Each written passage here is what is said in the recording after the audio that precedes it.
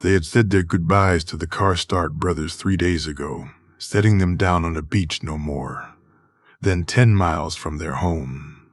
The brothers and their guards had been grateful both for the shortening of their journey and the supplies they gave them. They had also concluded their deal with Wyman and were happy with the result.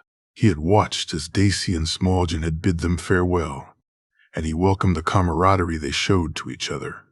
Now, though he could see Eastwatch in the distance, and the Great Wall itself had come into view only an hour or so earlier, he stood on deck looking at it, watching it, and felt a tingling in his spine at the thoughts of it, over and over, as he stared at its majesty.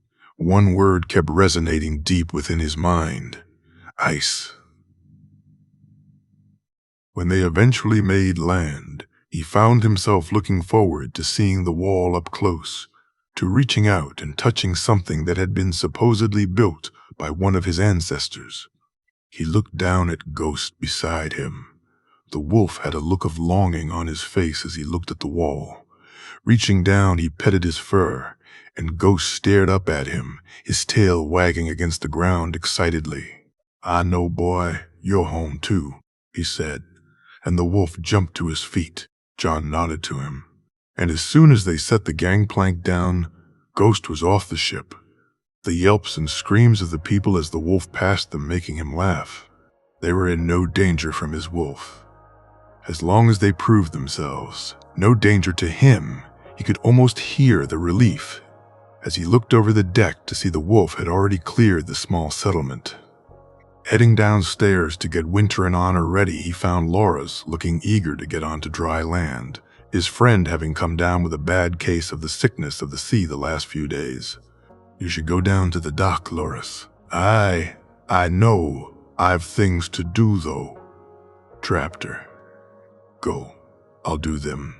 You go get your feet on dry land," John said, and Loris nodded appreciatively. It took him no more than a few minutes to get Loris's things ready and bring them to the deck, his own. He carried down to the onboard stables. How they'd been able to get so many horses and their equipment on the ship was beyond him, but somehow they had managed it. He tied his chest to the cart and readied the horses before leading them off the ship to where Jamie was speaking to some of the Black brothers. "We have some supplies for the commander here, but we won't be staying. We intend to set out for Castle Black immediately," Jamie said to the short, gruff man. "I thank you, my lord. We always welcome supplies, and the men will be pleased with the ale," the man said with a grim smile. "You and your men are more than welcome. The first 2 carts are yours," Jamie said, and the man and his companions looked from Jamie to the carts and back, his smile growing larger. "May the old gods bless you, my lord," the man said as he moved to the carts. John looked as the rest of the carts were loaded. It would take a few hours more before they would be ready to leave, and they had broken their fast early that morning to be ready. It would take them over a week to make it to Castle Black anyway, and that was providing they didn't have a mishap, and they were all eager to be on their way. Leading Honor over to Jamie, he smiled when he saw Daisy look at his lord. The two had certainly become closer to each other since they danced in White Harbor. "My lord," John said, handing Jamie the reins. "Have you seen Loris, John?" I sent him off the ship when we landed. He needed to stand on firm ground," John said, and Jamie laughed. "That he did. Come, let's see if we can find him. I'm eager to ride Honor anyway," Jamie said, mounting his horse while John did likewise. It didn't take too long for them to find Loris. He was leaning over a small well, draining a mug of its contents. His color had returned, and he looked far happier. "How you feeling, lad?" Jamie asked, and Loris quickly turned around. "Good, my lord. Eager to ride." "Then come, I wish to put Honor through his paces while we await everyone else." "Very good, my lord," Loris said, tightening his new cloak and rushing off to find his horse. "You up for a race, John?" Jamie said, the note of challenge clear in his voice. "You think you can beat me, my lord?" John said, smirking. "How?" I do. Come, let's head out." I get it. Race in private. Can't have the lord being beaten in public now, can we?" John japed. "Come here, you cheeky sod," Jamie said, reaching his hand out to slap him while laughing all the while. "See, even here, right beside you, and you can't catch me. You've no chance, my lord," John said as he and Winter slowly rode away. By the time they reached the outskirts of the small settlement, they found Loras had company. Smallgen was on a larger brown destrier he'd bought in White Harbor, while Daisy and her sister were on smaller palfreys, and both the Reeds rode Garrons. Lady Lindsay had opted to ride in a small covered cart, which was the closest they had to a wheelhouse. It had been laid out comfortably enough, though, so instead of being mounted, she and Sir Jorah stood by his own courser. The guards had chosen a variety of breeds, with most gone for either palfreys or coursers. "Lord Jamie has challenged me to a race," John said loudly, and Jamie smirked while shaking his head. 50 coppers on John," Jorah said, and Jamie looked at him with mock outrage. I'll second that," Valir said, causing a few laughs. John noticed how Jamie perked up when Daisy placed coin on him rather than John, and in the end, it was pretty even. Those who had seen John ride Winter before placing their coin on him, while those who had not placed it on Jamie. The route of the race itself was quite simple. About a half a mile ahead of them was a small group of trees. They'd race to it and back. Once they had readied themselves, Lyra Mormont stepped forward to give them the order to begin. "At my signal, Lord Jamie, Snow. You both ready?" "Aye," they both said together. "All right, Geo," she shouted. Keek kicked Winter into gear immediately, and within a few strides was edging into a lead. But Jamie kept pace beside him, and while he hadn't allowed Winter to fully go yet, his mare was moving swiftly. He could feel the cold air as it hit his face, and rather than cool him down, it somehow seemed to inflame him. He closed his eyes and let the air hit him, his hair blowing back behind him. When he opened them, he was coming to the turn and could see Jamie lagging behind. He made the turn and was around it, and had begun back before Jamie had taken the turn itself. Riding hard, he raced down the path and could see the group in front of him. He could see Sir Jorah look at him strangely, and could make the cheers out, when suddenly there were shouts of warning, screams of terror. Before he had a chance to react, before he even knew what had happened, out of the corner of his eye, he could see a white blur. He rode on and looked behind him to see to his shock a large brown bear being devoured by the white blur. That was when the reality dawned. The ghost had just saved his life, Jamie. Watching John ride Winter was like watching Arthur swing his sword. It was sheer beauty, something which looked so right, so natural that it made you question why you even bother. He had kept up with him for less than a quarter of the distance before John began to pull away. He knew that he was an excellent horseman, but compared to John, he was as far behind as he was from Arthur with a sword in his hand. When he turned and saw his king ride off so far in front of him, he could feel the pride rise up, and he kicked his horse into trying to find something extra, which honor did, though it would not be enough to win. What he saw as he speeded up, though, was terrifying. The bear was huge, and it was heading straight for John. He was too far away. The others were too far away. Even how fast John was riding wouldn't save him. The bear was going to reach him before anyone else. Where Ghost came from, he'd never know. But compared to everything else, the wolf wasn't just quicker than them. He was in a different league altogether. The collision was incredible. The bear was thrown more than 15 feet. It never even had the chance to get back up onto its feet before the wolf was on him. He had never seen anything like it. Within seconds, the bear was laying there immobile, and Ghost was rushing over to John. As he reached John and everyone else, he was relieved to see his king unharmed. Though he was clearly a bit shaken, he watched as the white wolf walked to John and was immediately grabbed in a hug by He-Boy. Dismounting, he walked over and saw the wolf lick John's face, making him laugh, before Jorah sent the guards to drag the bear carcass back. "Are you all right?" he asked. "Aye, I'm fine, my lord. Thanks to Ghost, aren't I, boy?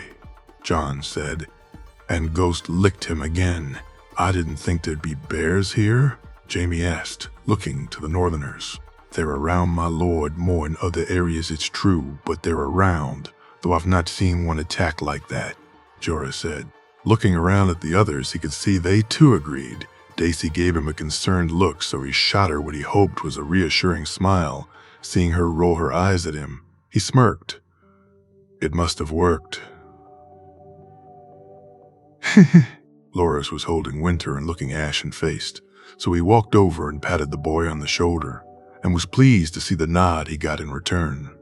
Among the group, a couple of expressions stuck out to him. The young Reed lad was looking at Ghost with intrigue and relief, while Smallgen had a look best described as battle-worn. He'd seen men look like that when they'd seen a sight which shook them to their core. On Pike, when the battlements fell, crushing some of the defenders of the castle, he'd seen men look like that. It wasn't fear precisely, but it was certainly based in it. The Smallgen looked like a man who'd had something which scared him terribly, just confirmed as true. He signaled for them to head back to the small town.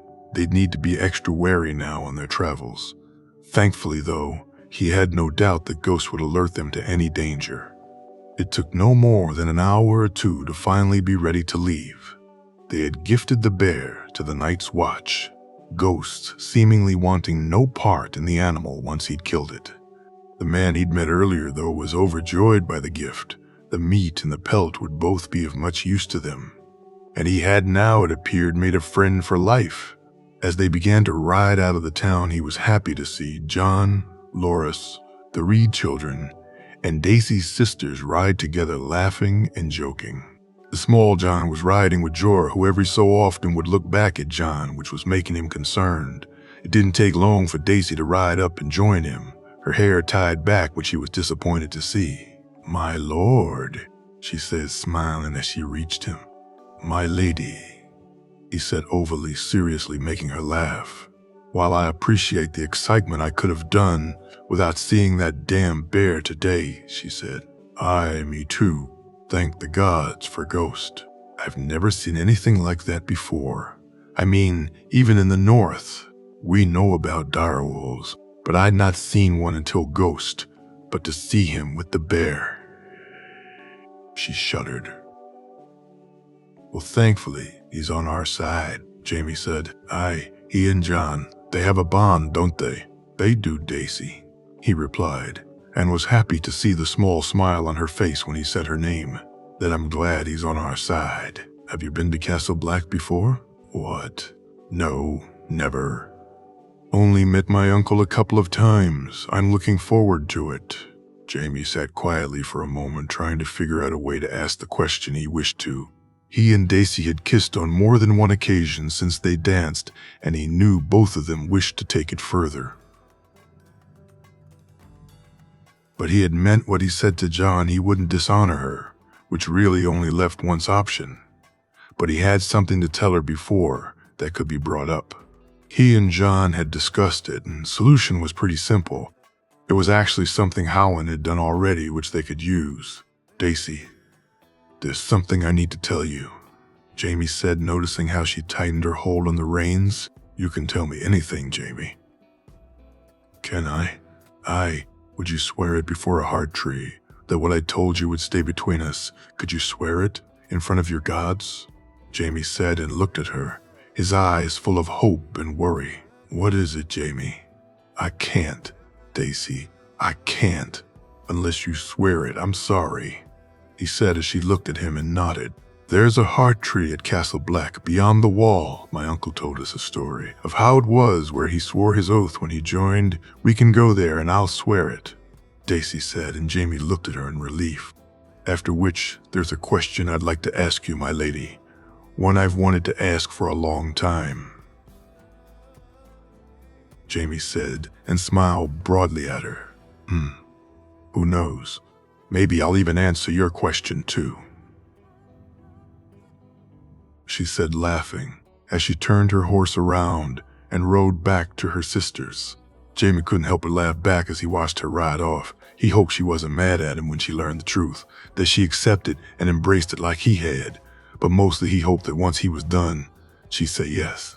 Jojen. The ride to Castle Black had been interesting, and as he saw the gates in the distance, he was looking forward to sleeping in a room with a roof over his head. The tents they'd stayed in were comfortable enough, but the noise of the wind against the outside of them was disturbing. He and John had managed to spend an hour or two a day going over the basics of warging on the journey. John's friend had looked on with both awe and concern when they practiced. At first, John had no success whatsoever, even though it was clear his bond with Ghost was something special, something he'd never seen before. When he saw the wolf attack the bear, he'd been amazed. John hadn't warred with him. He hadn't even known the bear to be a danger, something Jojen felt guilty about. He had apologized the first moment he could to John about it, and thankfully he bore him no ill will. "I'm sorry, John, it was my fault." "What was?" "The bear. I felt it in the back of my head, so I tried to reach out to it. I think I spooked it, John, and it ran from me. I didn't mean it, though, I swear it," he said pleadingly. "Jojen, it was an accident. In the end, it worked out all right, did it not? The Night's Watch got a bear out of it after all," John said, laughing. After that, when they found the time they practiced, and John would get frustrated at the lack of progress, it took them 2 days before John first intentionally warred, and the sight of the mouse running up to him had even Laura's laughing. "How did that work?" John asked. "I don't know. What did you do different?" I felt it in my head. Like I was knocking on the door. I asked to enter rather than push it in, I think," John said, rubbing his head. "That's it. John, you can force your way in. It can be done, but it's harder and the animal resists. But if you ask, if you suggest, then they can choose to let you." Over the next few days, it became apparent to Jojen that John's skill with warging was so far beyond his own. He knew the blood of the first men was strong, and while his family always had magical abilities, the Starks were legendary. But this, what John was able to do, this was far more than that. Rabbits, deer, elk, all of them were nothing to John. With birds, though it was even more apparent. He had seen men warg into ravens, eagles, most of the birds of the sky. What he saw with John was beyond that. "Try for the raven, John," he said, pointing to the sky. "Can he actually do that?" "I mean, look how high it is," Laura said. "I think he can." But not only did John warg into the raven, he also somehow managed to warg into 5 more that were close by, as he watched all 6 land and walked to John. He shuddered. 1,000 eyes, and one he thought the memory of the rhyme popping into his head. It was a few minutes later that John opened his eyes and the ravens flew off. He looked on in horror as blood flowed from his nose and he keeled over. He came around a few minutes later and for the rest of the day complained terribly of an ache in his head, which luckily was gone the next morning. It wasn't until the second to last day of their traveling that John decided to both try to warg Ghost and to speak to him about the dreams. "When you dream, Jojen does it feel real?" "Aye, John. Sometimes. It depends what I'm seeing. Sometimes it feels like a dream, though, but others it feels like I'm actually there," he said when John nodded. "I see things, Jojen. My family. I see my family as if I'm there with them. My brother, my sister. I can see them as if they were right here." Aye. "I've seen that too. Seen Mira go on a hunt, or seen Father pray by the tree." John looked at him strangely and nodded, but said no more. It was then Ghost came into sight, so John changed the subject and suggested warging into his companion instead. He nodded and sat back. John barely closed his eyes before it was clear he was already in Ghost. The wolf came up and licked his face before John opened his eyes and returned back. "Did you knock at the door again?" he asked, wondering how he managed to warg so fast. "No, the door was open, waiting for me," John said with a large smile. He had tried to bring up the dreams again, but Jon told him they would speak of it after Castle Black, which disappointed him, but he still felt better than he had in a long time. Having another who went through what you were going through brought him great relief. When Jon told him he felt the same, he began to feel a kinship with him. Mira was pleased at the change of attitude she saw in him. Also, she said he seemed happier, which he was. The dream had changed, the one which frightened him most, and instead of dread, he now felt hopeful. Castle Black 29-3 AC, Benjen. Duties of being a first ranger did not include standing on the wall looking to the south, but ever since the Raven came from Eastwatch, he'd counted the days. Now that he finally saw the procession in the distance, he couldn't get down from the wall quick enough. The lift seemed to take an age, and by the time he got to the bottom, the Lord Commander was already waiting. "I take it they're here then, Benjen?" "Aye, Lord Commander.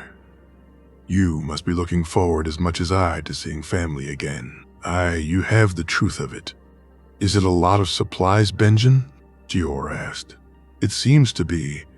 There were an awful lot of carts." "Well, even were it not for them bringing family, that alone would be reason to celebrate," Jor said, smiling.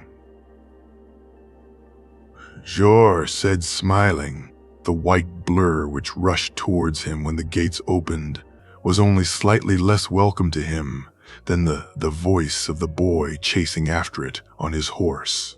"Ghost come back," he heard his nephew say as the wolf found him and licked his hands and face, much to the amusement of his brothers. "It seems Benjen's friend remembers him," one of his brothers shouted to much laughter. "Uncle!"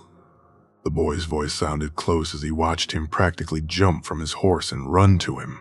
"Jon, it's good to see you, lad," Benjen said as he was enveloped in a hug. "I missed you, Uncle. I missed you so much."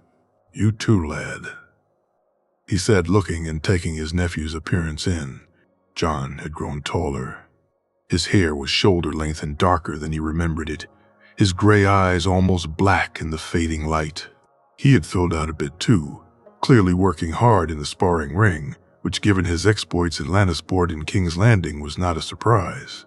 But there was something else, something he couldn't quite place, and it made the boy seem far different than the one he'd remembered. "Come, let's meet the rest of your accompaniment. We'll have plenty of time to talk later," Benjen said, and Jon nodded. They walked over to where Jor was greeting his family, where he and his son were embracing, and the Lord Commander was being tongue-tied trying to speak to his good daughter. Jon, though, brought him to meet Jaime Lannister and a young brown-haired lad, along with 2 children who must be from the Neck. "My lord, this is my Uncle Benjen," Jon said. "Benjen, this is Lord Jaime Lannister." Benjen could hear the affection in his nephew's voice. "My lord, on behalf of myself and my family, I want to thank you for looking after my nephew," Benjen said stiffly. "There's no need to thank me, my lord. I've been more than fortunate to have Jon as my squire," Jaime said, smiling at his nephew. "It's just Benjen, my lord. No lords in the watch except the Lord Commander." He said a little softer now. "That it's good to meet you, Benjen. Jon's been looking forward to coming to see you for a long time." "I thank you for that, my lord," Benjen said with a smile. "Uncle, this is Loras. Sorry, Lord Loras Tyrell, my best friend," Jon said, smirking when Loras stiffened at being called a lord, before the boy relaxed and smiled at being called friend. "It's a pleasure to meet you, my lord. Any friend of Jon's is one of all the Starks," Benjen said, and noticed Jon shudder. What was that about? He'd speak to his nephew later, he thought as Jon introduced him to both the Reed children. He was surprised Howland had allowed his children come visit with Jon. But then most things, Howland did surprise him. Before they could speak any more, Jeor came over and looked at Jaime Lannister far differently than he had earlier. He had been courteous before, but now he seemed almost friendly. "My lord, I want to thank you again for these supplies. We've not been gifted like this in many a year." The old bear finally managed to get out. Think nothing of it. When John asked me to bring him here, he explained even more to me. The good and important work you men do. He convinced me we needed to do more to help, so consider this the first shipment. There will be more each year.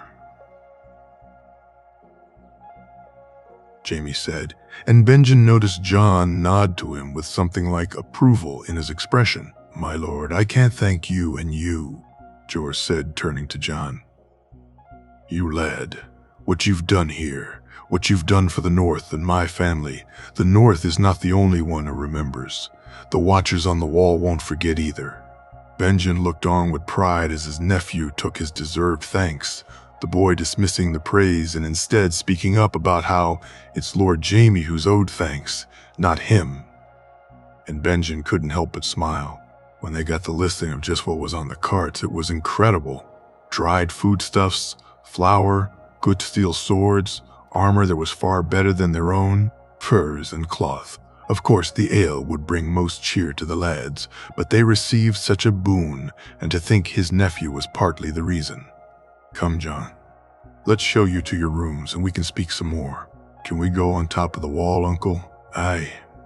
But don't you want to settle in first? Aye, we'll do that, and then go on top. Is that all right?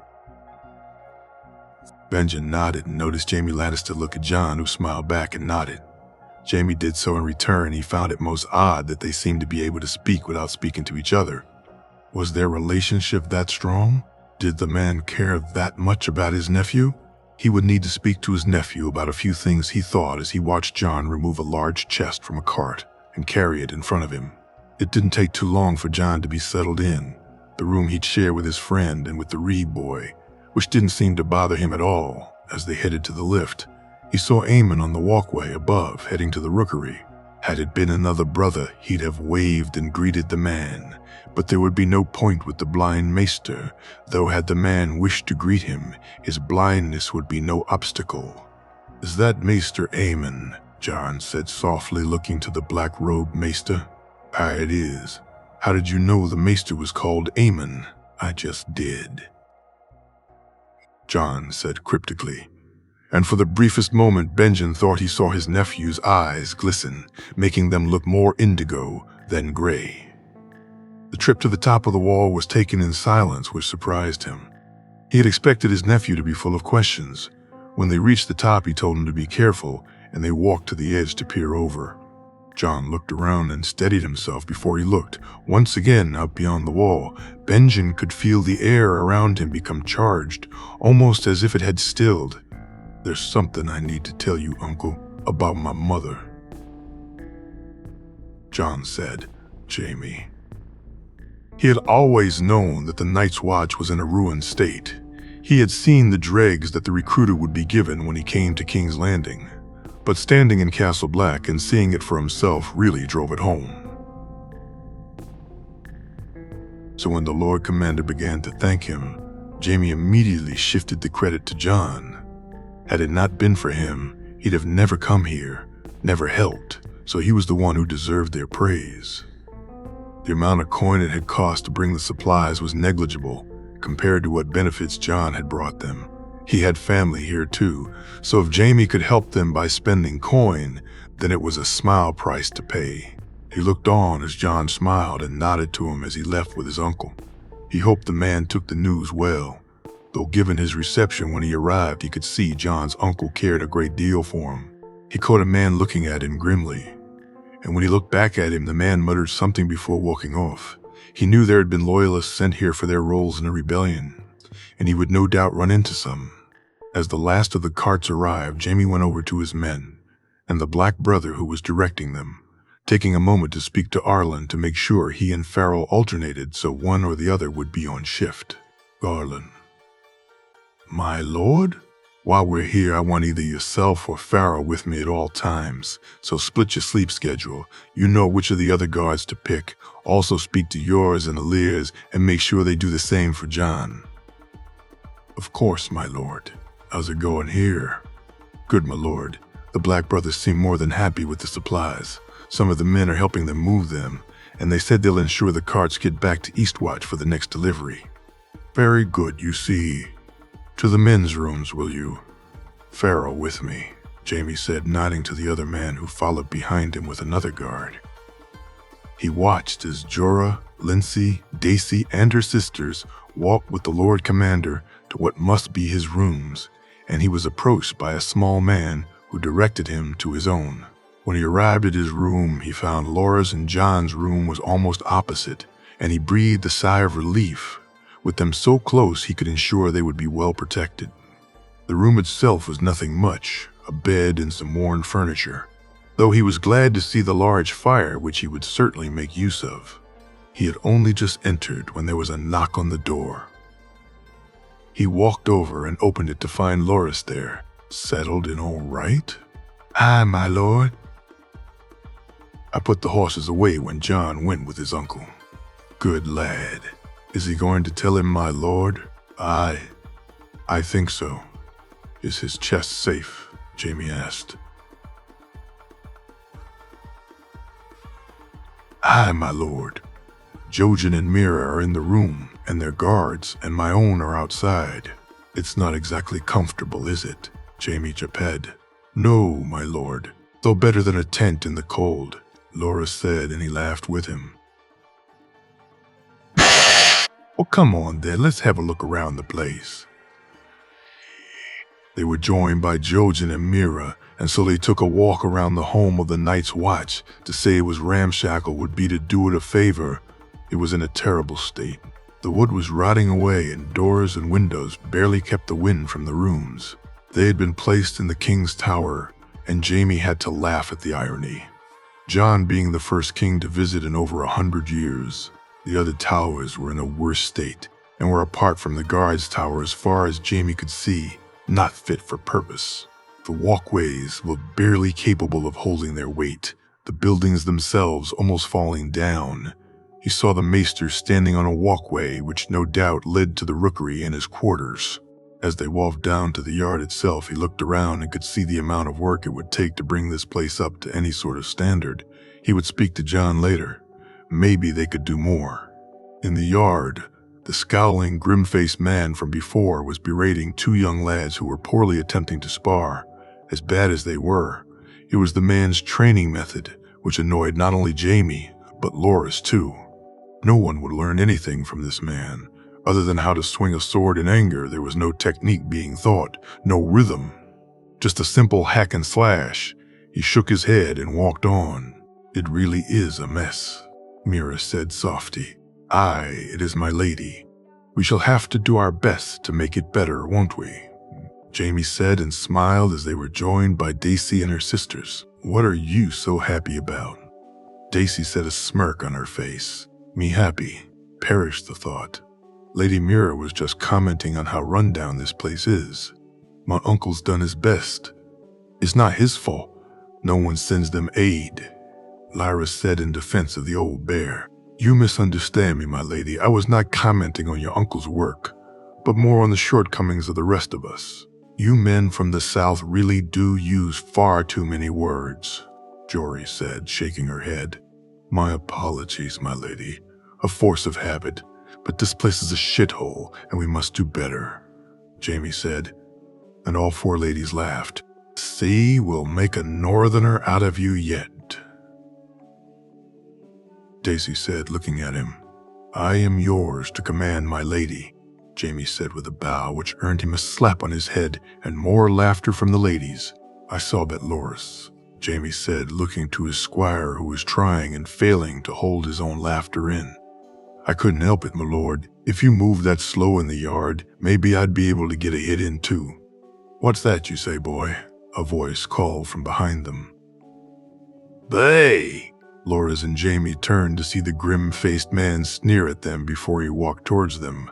A different smugger, more sadistic grin on his face now. Nothing, sir, Loras said. Oh, I thought you were talking about the Kingslayer's prowess, though I've heard you need to turn your back to see his true worth. Jamie reached his hand out to stop Loras, who looked ready to attack the man. He turned to see Daisy seemed just as ready, and surprisingly so too did her sisters, shaking his head at her. He smiled at the man and began to walk away. See, just as I said, far too craven to face a man head-on. You think so, sir? Then grab a sword and we'll see if you can back up your words, Jamie said, his anger shining through. I wouldn't dare soil my blade on the likes of you, Kingslayer, the man said before walking away. Jamie said nothing and smiled before heading back towards his room. He hadn't made it halfway before Daisy joined him. Thankfully, she too kept silent as they walked. He saw John and his uncle still hadn't returned, and he was glad of it. He may have been able to stop Loris, but not John. As he walked, he heard a commotion and a loud scream. He and Daisy turned back and immediately began running towards Loris and the girls, only to find them all laughing hysterically. When they saw what they were laughing at, they too joined in. On the ground, 20 yards in front of them, was the man who'd insulted him a few moments ago, laying in a puddle of his own making. Leaning over him, teeth bared and paws keeping the man where he lay, was Ghost. The white wolf was ensuring no one else came close either. After a moment, Jamie worried about how they'd remove the wolf when Ghost suddenly took off and ran towards the lift to where John and his uncle were just stepping out from it as it slowed to a stop. I want that beast's hide, now I tell you, the grim man shouted, though nobody paid him any mind. Enough, Thorn, my office, you lad. Look after your damn wolf, George shouted from a walkway behind them. I will, Lord Commander, John said as he walked over to them with his clearly still shell-shocked uncle. When he arrived to where he was standing, John looked at him and gave him a smug smile, and Jamie couldn't help but laugh loudly, making the others join in. When he and Loris had told him of his lessons with warging, he hadn't believed it. When John showed him, he was lost for words, but this was a new facet of it, and he would need to speak with John later. He said his farewells and once again headed to his room, Daisy walking beside him when they reached it, and he closed the door. She immediately grabbed him and kissed him. The two of them stumbled back to the bed, their kisses growing more and more passionate. He could feel himself becoming excited, and his hands began to move lower down her back, and before he knew it, he was caressing her pert arse. The increased moans and ways she began to move on top of him left him in no doubt she was as excited as he. And it was only when she began to remove her clothes that he stopped her. We can't, he said, shaking his head. We can, she said as she kissed him once more. I won't dishonor you. It's not dishonor if it's what I want too. Daisy, I want you. Do you think I don't want this more than anything? Then take it, Jamie, take me, she said, and her mouth closed in and began to suck at his neck. I can't. Not like this. Not here. Please, Daisy. It means more than this. You mean more. Fine. I'll wait, she said, pouting. He couldn't help but smirk, which earned him another slap on the head, and he reached up and grabbed her to hold her close to him. As she made herself comfortable, he felt something he had never felt before. He felt complete. With Cersei, it was sex and nothing else. Once it was done, he had no desire to spend more time in her company. Thinking back on it, without sex, he actually disliked being in her company at all. With Daisy, it was different. It felt so very different. He liked her, genuinely liked her as a person, as a woman. He liked spending time with her, liked speaking with her, and was even sure he liked sparring with her. They had done no more than kiss and make out, and yet each time he felt more fulfilled, more happy than he had ever felt before. Sure, he was feeling frustrated a little that they hadn't yet lain together, but he wanted to wait. He needed to wait. She needed to know the truth, the full truth, and then if she wanted to, if she'd agree to it, he would marry her whenever she wished. What are you thinking about in that pretty little head of yours? She asked. The future. Just the future. Speaking of which, I spoke to my uncle. He'll allow us to go out beyond the wall tomorrow. Says we'll need to bring some of the brothers with us, but the weirwood is only a couple of miles from here. That is if you still want to talk. I do, more than anything, he said as he kissed her softly. John. As majestic as the wall was from the ground, It paled in comparison to the majesty you felt when standing on top of it. Below him, the world stretched out for miles and miles, and as he looked out into the lands beyond the wall, he felt insignificant.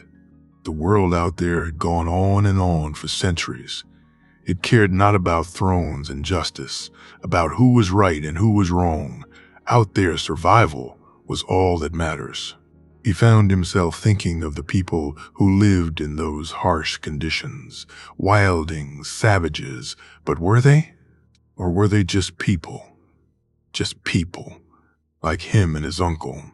People who did their best and tried to survive. A strange thought came to him, and he couldn't shake it. All his life, the first thing people thought when they heard his name was bastard. He was born of lust and sin, not to be trusted or believed, and yet the truth was, he was anything but. He was born a king and raised to live a lie people believed based solely on his name. Had he been called Stark instead of Snow, then people's first reactions would have been that he was a good man and true, but instead he was thought to be less than. As he looked out at the vast wilderness, he wondered, were the people who lived there the same? Was it just that, just like him, being born the wrong side of the sheets in people's eyes, they were born the wrong side of the wall? When he took his throne, he resolved to find out, to seek those people out, to speak with them, treat with them. In the kingdom he would forge, it would matter not your name or where you came from.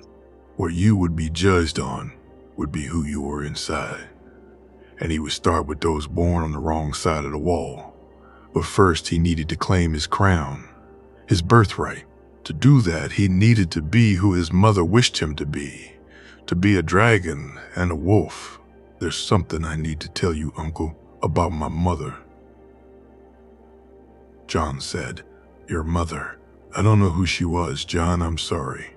Benjen said, I do, Uncle. You do? How? Jaime told me. He showed me her letter, showed me what she left for me. How did Jaime Lannister know who your mother was? Benjen asked, confused. Ned Stark is not my father. He's my uncle, just like you. He watched as Benjen sighed and saw the look on his uncle's face. He knew, all this time he knew, and said nothing. John felt the fire deep inside begin to burn. The flames began to rise. He searched for Ghost but couldn't find him. And so the inferno began to rage. You knew?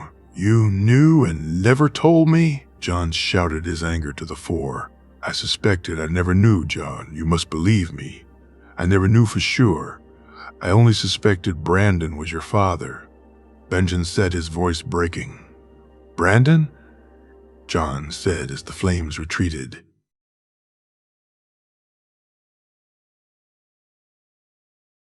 I, my brother, your father.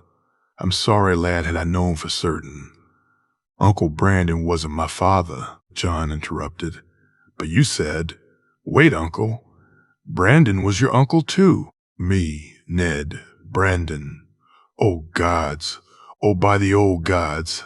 Liar, Benjen said and fell to his knees. Uncle, John said, grabbing him around the neck and holding him as his uncle cried in his arms. I never knew, John. I swear by the old gods, I swear it. Had I known. Olaya, please forgive me. Uncle, there's nothing to forgive. Look at me. You have nothing to be sorry about. John said. Jar. His uncle stuttered. I know, Uncle, I know, John said as Benjen got to his feet. They stood there in silence for a while, John allowing Benjen come to terms with finding out he was his sister's son. He needed his uncle to be calm for what he told him next. After waiting a few moments, he felt it was time. John allowing Benjen come to terms with finding out. What do you know of my father and mother, Uncle? I know some, nephew. I know your mother had no wish to marry Robert. I know she and your father spoke. They sent letters to each other. I think she was in love with him, but I don't know anymore. I don't think he kidnapped her, John. I never did, but I don't know. They were in love. Uncle, they were married after my father had his marriage annulled with Elia. They married in front of the old gods, and in the light of the seven, my mother left letters. They sent more, I think, but I don't know what happened. I do know they wanted me. They loved me. His uncle stood there slack-jawed before John saw for the first time his uncle exhibit what he'd heard referred to before as the wolf blood. Benjamin began pounding the ice hard. John tried to pull him away but couldn't. "Uncle, please, stop it. You don't need to do that," John said. And thankfully he stopped before looking at him angrily. "I do, John. I left you there. I let him raise you as a bastard. Let him raise my sister's boy as a bastard. I had thought you were Brandon's, that I could understand. You were a threat to his boy. I could understand it, but this, not this. This I don't. I'm coming with you. When you go to Winterfell, I'm coming with you." "Uncle, please. We need to talk more. There's more you need to know, but you shouldn't come with me." "I'm coming, John." What he did, what Ned did, no, I won't. I can't forgive him for that. Uncle, I need to speak to him on my own. The things we need to discuss, the future, everything I need to be the one. If you're there, it becomes more than that. It becomes your wants to, I understand. But I need to do this. Very well, but if he doesn't, I swear it, if he doesn't support you, then I'll fucking kill him. "No, I won't have a kinslayer for an uncle," John said. "All right, well, I'm going to beat him bloody then," Benjamin said, and John laughed, releasing some of the tension. "You're going for it, aren't you?" Benjamin added a moment later. I've seen how bad a King Robert is, how the realm suffers while he drinks and feasts and whores his way through his reign. But it's more than that, Uncle. It's what my mother wanted, what my father wanted. There are things about the rebellion that I need to find out, but it was more than Robert wanting my mother. I always thought so. I saw him during Harrenhal, spoke to Ned about it. That man never loved Lyanna. I know. Can you tell me about her? About my mother? John asked, his voice almost breaking as he did so. Of course. I'll tell you anything you wish to know, John. John. Are you all right? As Benjamin began to speak, he felt it in his head. There, at the back of his mind, a soft whisper. The voice almost sounding like the wind itself, speaking one word. Back.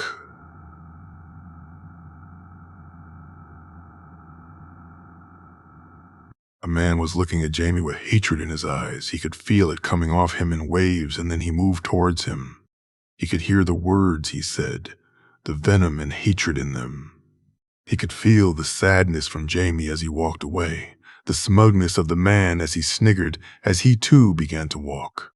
He could take it no more, and he ran swift and true, and within seconds he was on the man. He knocked him to the ground, and when he reached for his sword and dagger, he bared his teeth and pushed down with his paws. He smelled it. Then the fear and the urine as it leaked from the man. He heard laughter in the background, and then he was back on the wall, leaning against his uncle. John, answer me, please. I'm fine, Uncle. We need to go down to the yard. John said, and his uncle nodded, still not comfortable.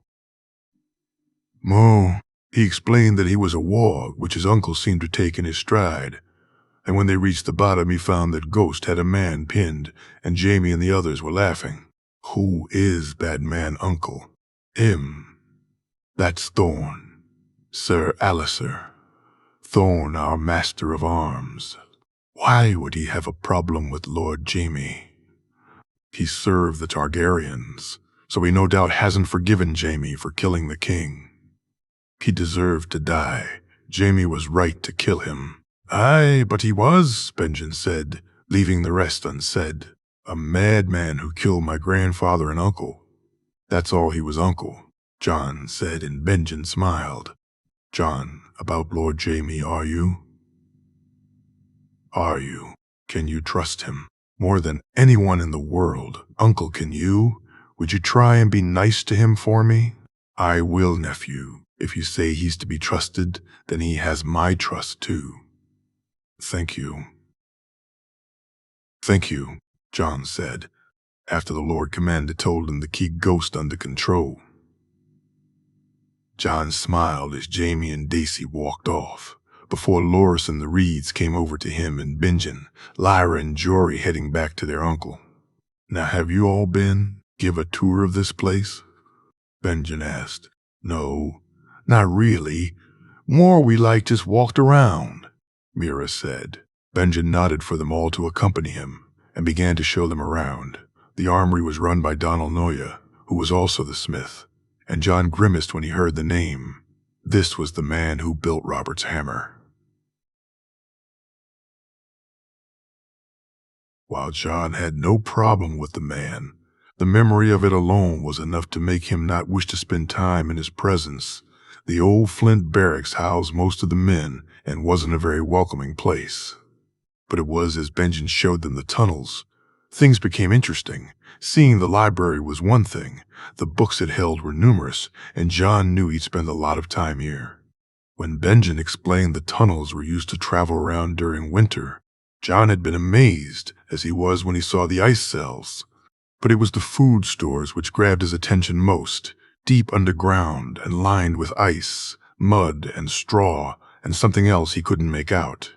"Uncle, the food you put here, how long does it last?" "I don't know, John. Maybe the maester would, but it doesn't go bad. Why?" "And this?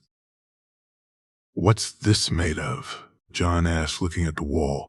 "It's just mud and straw bricks with sawdust. What's going on, John?"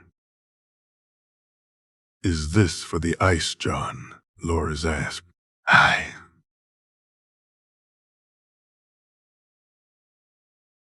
John said, feeling around the wall. "Do you think you could line a ship's hold like this?" Mira asked. "Aye. I think we could. I'll need to speak to the maester, but I think this could be done," John said. "What could be done?" Benjen asked, annoyed at his lack of understanding of the conversation happening without him. "Without him?